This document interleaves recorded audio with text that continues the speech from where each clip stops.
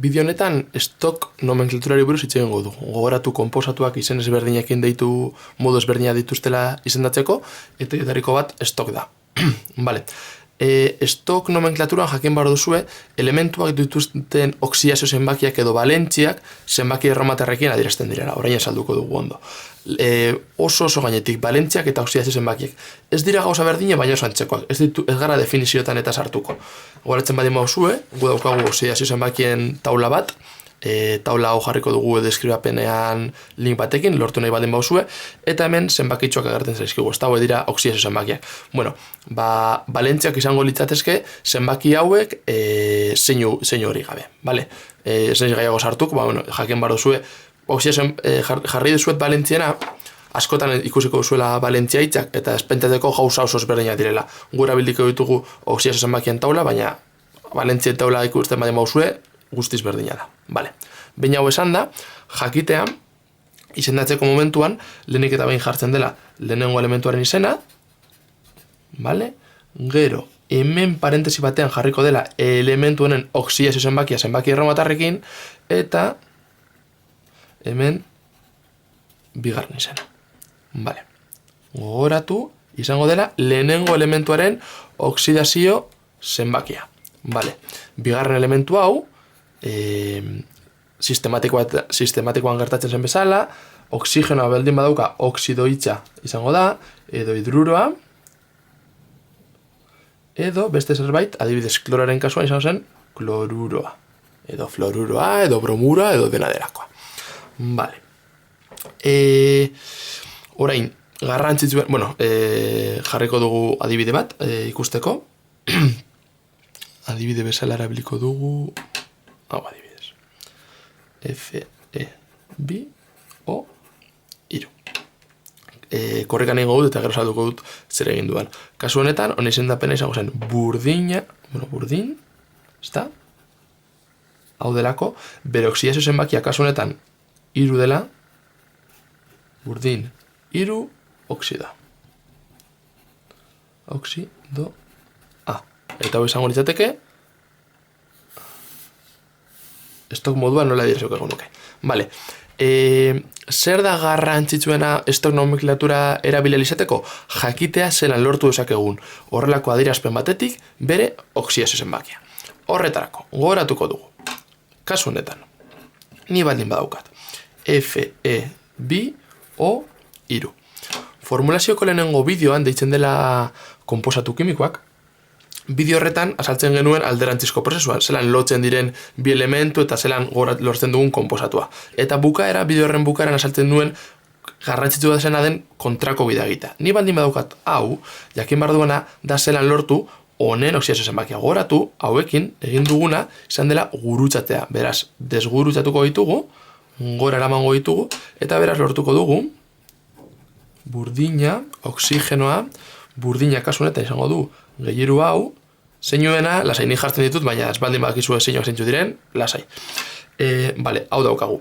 Beraz, gogoratu hau dela erreferentea, oxigenoa. Oxigenoa beti dauka oxidazio zenbakia -2. Beraz, hemen -2 bat baldin badauka, ondo ari gara. Ez baldin badauka, orain azalduko dugu zer gertatzen den. Kasu honetan daukagunez, baina direktamente dakigu burdinaren oxidazio zenbakia 3 dela, ari dela 3 erabiltzen, eta ahaztu zeinua eta jarri behar duzue zenbaki erromatarrekin.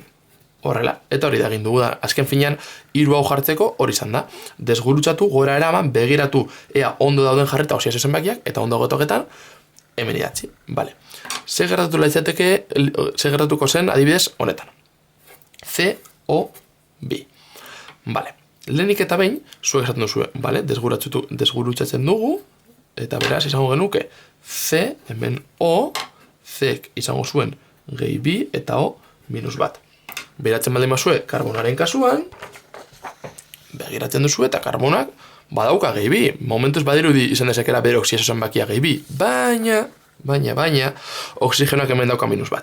Eta zuek, taulan edo ja buruz jakin barko zenukete, oxigenoak beti daukala -2.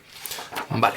Beraz, hau ezin daiteke izan. Oxigenoak izatea -1 oxidazio zenbakia. Beraz, zer gertatu da? Ba, hau simplifikatuta dagoela eta ez dela benetan informazio guztia ematen digun era. Zeran desimplifikatu, ba, biderbi egingo dugu. C, B, O, lau. Orain, berriz ere, zenbakiak gora eramango ditugu, eta esango genuke gehi lau eta minus bi. Oxigenoak zer dauka hemen? Minus bi. Ja, ondo betetzen du. Eta gainera karbonoa dauka gehi lau. Eta behiratzen badin bauzue, karbonoak izan dezake gehi lau. Beraz, ondo jarraitzen du asuntoa. Beraz, kasu honetan, kontu zibili, CO biren kasoan, karbonoak ari da bere valentzia bere oxidazio zenbakia gehi lau da, beraz, lau bat jarri barko dugu. Eta ez erratu, bi hau jartzen. Vale? Beti, bota gora zenbakiak, begiratu hemen gurutzatu zenbakiak gora, begiratu hemen segerratzen den, minus bi baldin badaukagu, hau da erabili bar dugula. Ez baldin badaukagu minus bi, honetan bezala, egin barzuna da, simplifikazioa atxera eraman, hau da, biderkatu zenbakiak bider bi, eta bain hori daukasun egin dan, minus bi lortu duzuenean, hori izango da, berrezko duzuen oxidazio zenbakia.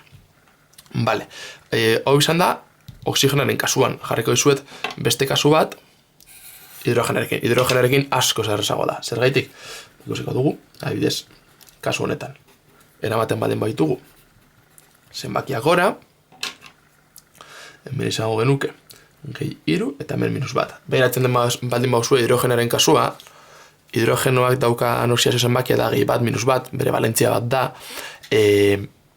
beraz, inoiz ez aizue gertatuko oxigenarekin gertatzen zaizuena, simplifikatuta egon daitekela.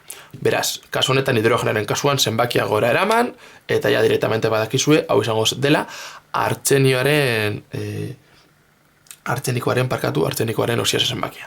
Hau izango litzatekela. Iru. Eta beste kasu bat pizkat zailagoa jarriko dizuet, baina bueno, ez denean agertzen ez oxigenoa, ez hidrogenaren kasuan oso erraza da. Oxigenaren kasuan, normalean, jarriko dizuet, oxigenoa, beste edozein elementu.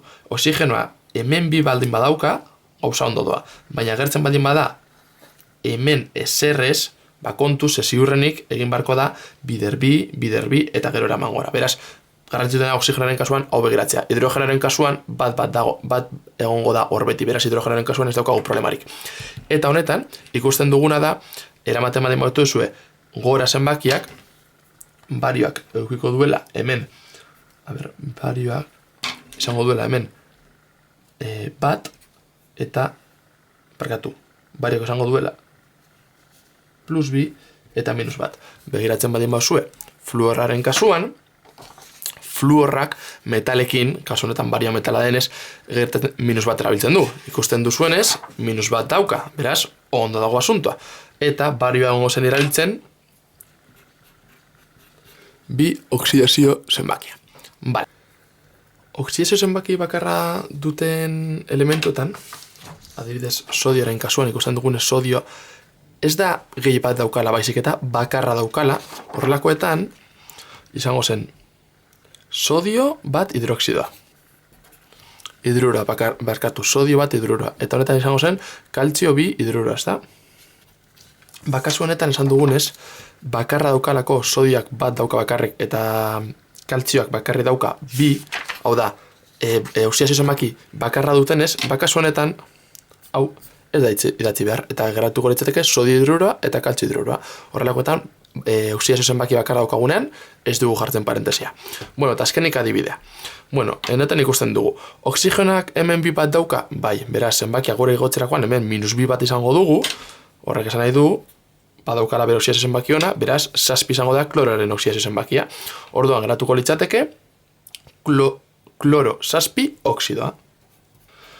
Kasu honetan, fosforo eta hidrogenoa. Vale, hidrogeno esan dugu hemen bat daukanez, beti egongo dela ondo, beraz fosforarena 3 izango da. Baina ikusten baldin badugu, fosforoak hidrogenoarekin elkarrekintza daukanuen -3 dauka.